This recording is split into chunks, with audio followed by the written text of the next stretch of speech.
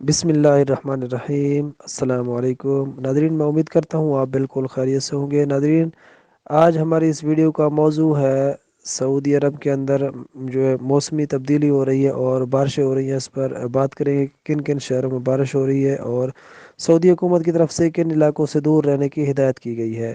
ناظرین اکرام، سعودی محکمہ موسمیات نے کہا ہے کہ آج اتوار کو حائل، تبوک، مدینہ منورہ، مکہ مکرمہ، قصیم، الجوف، شمالی حدود ریجن اور مشرقی ریجن میں تیز ہوا کے ساتھ بارش کا امکان ہے۔ سعودی پریس ایجنسی کے مطابق محکمے نے کہا ہے کہ مذکورہ علاقوں میں کہیں درمیانے درجے کی اور کہیں تیز بارش کی توقع ہے۔ بحیرہ احمر میں 16 سے 44 کلومیٹر فی گھنٹہ کی رفتار سے جنوب مشرق ہوا چلے گی، جس سے موجوں کی اونچائی 1 سے 2 میٹر ہوگی۔ خلیج عرب سمندر میں شمال مغرب کی ہوا ہوگی، جس سے رفتار جو ہے وہ 14 سے 38 کلومیٹر فی گھنٹہ، جبکہ موج کی اونچائی 1 سے 2 میٹر رہے گی۔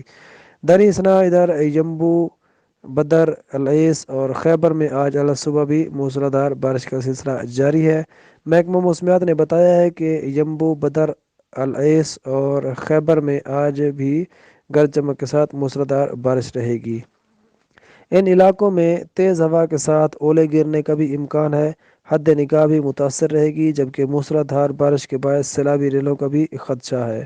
محکمے نے کہا ہے کہ مذکورہ علاقوں میں یہ موسمی کیفیت شام 5 بجے تک رہے گی۔ دوسری طرف محکمہ شہری دفاع نے مذکورہ علاقوں سمیت مدینہ منورہ ریجن کے دیگر علاقوں کے رہائشیوں کو وادی سے دور رہنے کی ہدایت کی ہے۔